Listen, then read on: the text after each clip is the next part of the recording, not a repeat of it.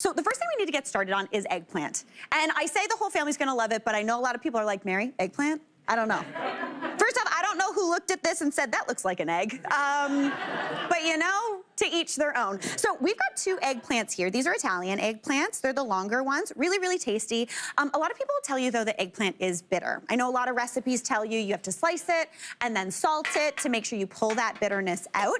But to be honest, that's actually been bred out of most eggplants now. If you grow one yourself, which you are not doing because it is cold right now, but if you do grow them in the summertime, they can be bitter because the seeds are a little bit bigger, but typically store-bought ones, not bitter, so you don't have to worry about that salting and draining and rinsing. So I'm just gonna slice this baby up, just trim off the top and the bottom. I'm gonna cut that into about 1 centimeter-ish thick slices.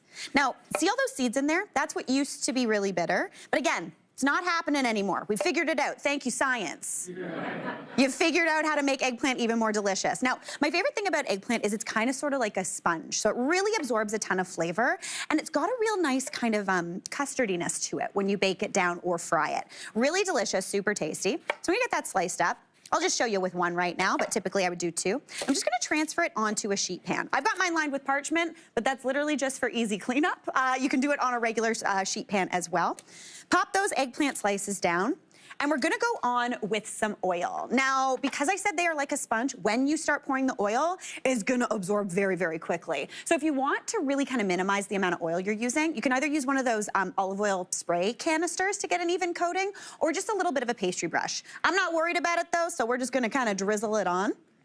Give it a little glug all over that eggplant.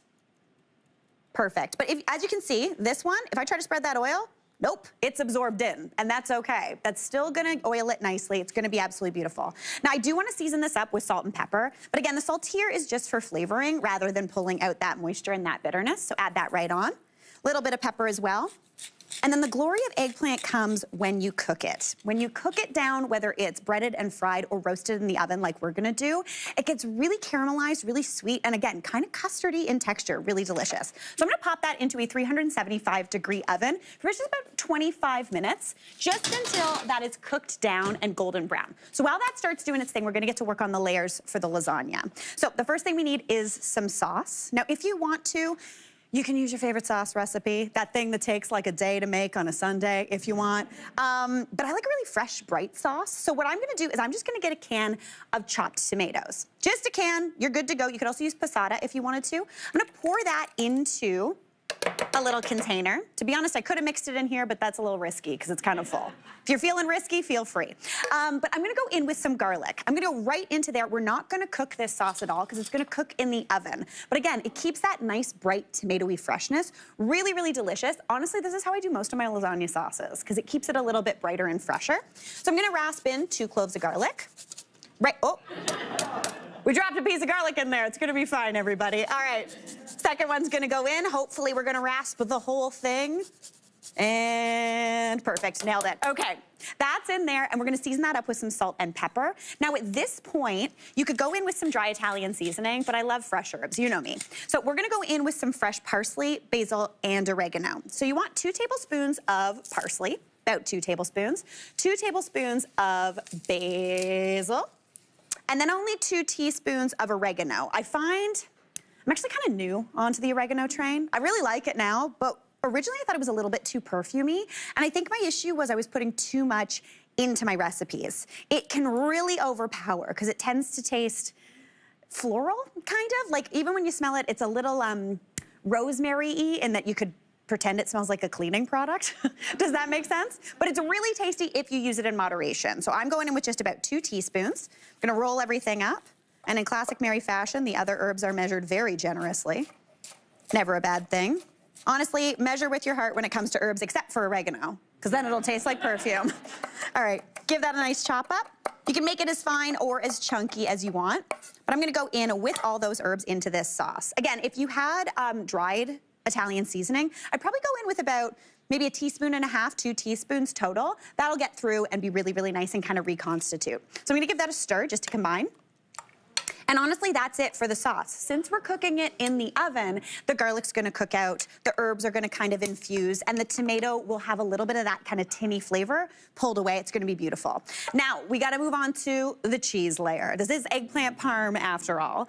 But since we're doing a lasagna, we're gonna start off with ricotta. That's the classic kind of cheesy layer that's a little bit firm in a lasagna. So I've got 2 cups of ricotta cheese in my bowl, and I'm gonna go in with the namesake Parm. We're using Parmigiano Reggiano. You know me, I love that shaky cheese, but this stuff, you wanna use the real stuff. So we're gonna go in with a cup of that.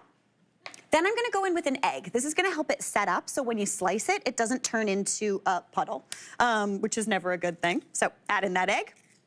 Season that up with a little bit of chili flake, maybe about ½ a teaspoon. If you like more, feel free to go big. If you like less, feel free to leave it out. And then season that again with salt and pepper. We're seasoning every layer just to make sure there's lots of flavor. The parm is salty. You could also use pecorino in here. That would be eggplant pecorino though. I'm having a great time today, y'all. But the ricotta is pretty neutral tasting. It's just basically cooked cream. So there's not really much flavor going on in there. So the salt and ricotta definitely make good friends, so that's always a good thing. All right, give this a mix to combine. Get that egg all in there. The parm is gonna kind of help firm this up. The egg right now, because the egg is obviously raw, loosens everything, makes it really easy to spread. But as it bakes in the oven, it's gonna solidify that layer just enough so it's cuttable, but it's not gonna, again, kind of run everywhere. Keep those layers really nice. All right, perfect. Now we need to start assembling. So I'm gonna go grab my eggplant that's been roasting away.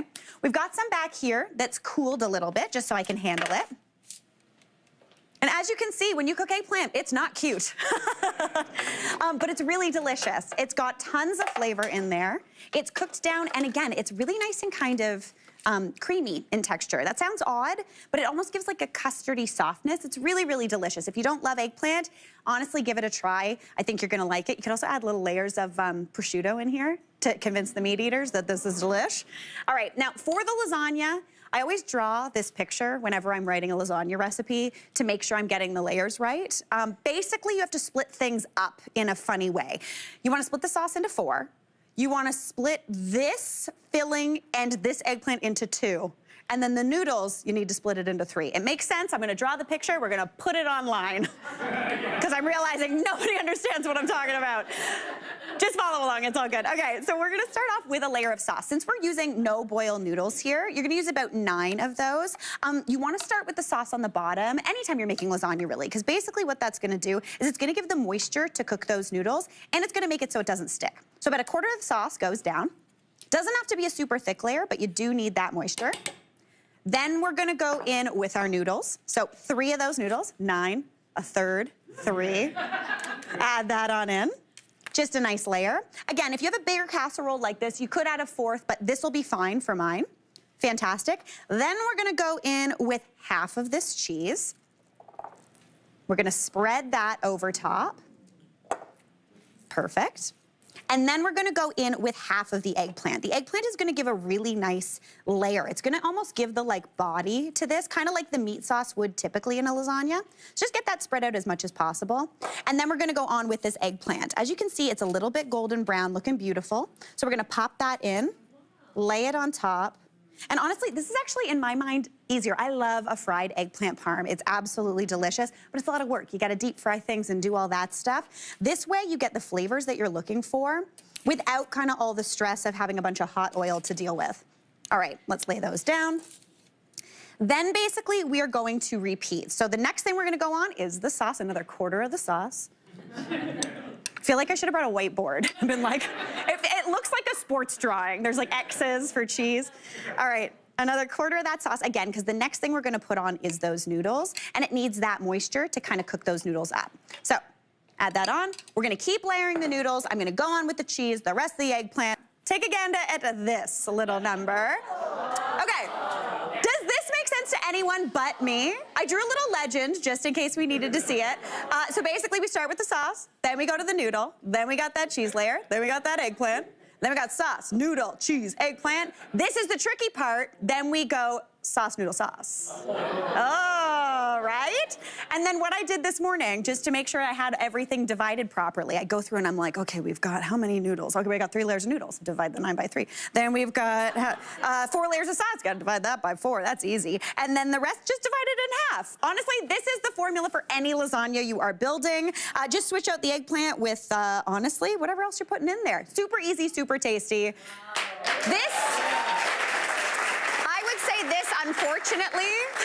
This unfortunately is how my brain works. And it's a good thing.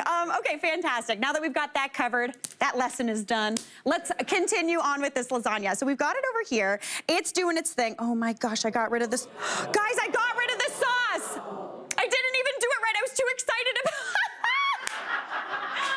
So imagine, just imagine in a world that it wasn't an eggplant on top. It was a noodle and sauce. I got too excited about doing my drawing that I did it wrong, but you know what? It's gonna come out fine. The lesson in the kitchen, no such thing as a bad move. It's all gonna taste fine, right? Yeah. Listen, right? Yeah. Okay. All right, so I'm gonna have that eggplanty top, but typically what I like to do is add a little, oh wait, I hear a friend maybe in the background helping me out with some extra sauce. Ooh, look at that. Okay, perfect. I got some sauce here. Fantastic. I'm gonna finish it off like I was supposed to. Reset. Okay, back on with those 3 last noodles, and then we're gonna do that layer of sauce on top just to bring that moisture onto everything. So you wanna make sure those noodles are nicely coated. That would be absolutely perfect. Then you're gonna go on with your last layer of cheese. Now, I sometimes think that eggplant parm is a little bit of a misnomer because the majority of the cheese you're eating is mozzarella. It's either fresh mozzarella in the ball form, really tasty and delicious. We're gonna use a mozzarella like a brick style today, the one that you usually put on a pizza, because I love that stretchiness. I think it adds a really nice amount of moisture, but not too much. Sometimes I find fresh mozzarella can give it a little bit too much, like a soupy kind of vibe. Not my thing, but if it's yours, feel free. I'm gonna scatter the top with that cheese. This is about 1.5 cups of grated mozzarella. Now, one tip I have, because I personally hate grating cheese, oftentimes if Berg cheese is on sale, I buy it. I know a lot of people say that it's got some kind of starches in it to keep the cheese separate. Honestly, I don't think it affects the cheese melt that much. But if you don't like buying that, you can just buy a brick of mozzarella, and if you have a food processor with the grater attachment, your cheese will grate in 10 seconds. It's amazing. Pop that in. Then, because we're using the no-boil lasagna noodles, the ones that are oven-ready, you need to trap in that steam. So I've got a piece of aluminum foil here, and I've got some non-stick cooking spray. I'm gonna spray the top of this. This is especially good in case you're using a really kind of shallow lasagna pan, just to make sure that cheese doesn't stick on top. I'm gonna pop this on, seal it up, and you wanna seal it as well as you can to make sure you trap that steam in there. And I'm gonna pop that into a 375-degree oven. And you want that to go in for about, I'd say, 45 minutes. That's gonna start the cooking process. That's gonna get those noodles nice and tender. Once that 45 minutes is up, take the lid off and let it go for another 10 to 15. Now, a key ingredient for any lasagna is unfortunately time. Once it comes out of the oven, you need to let it sit. Let it set and do its thing, because it will set up and make it so it doesn't turn all sloppy. But doesn't that look fantastic? We've got those layers. You've got that cheese. It's absolutely beautiful. Okay, this is always the scariest thing, is cutting a piece out of a pan on television in front of a bunch of new friends. It's always good. So just give that a little bit of a slice. By letting it sit, everything kind of starts to calm down. Things start to gelatinize a little bit and hold their shape. So hopefully, if we've done our job right, it will come out perfect. So loosen the edges a little bit. Go on in, lift her. Oh yeah, look at that. Beautiful. Pop it down on your plate for serving. This would feed a crowd for sure. I love a little bit of fresh basil on top. If you got a plant hanging around, feel free to pop some on. If again, you don't have those fresh herbs, maybe you don't even have dried, you could also just mix some pesto into that cheese filling or that sauce. That would be absolutely beautiful as well. Hey, Mary here. What did you think? Drop your comments below, and don't forget to like and subscribe for more of the good stuff.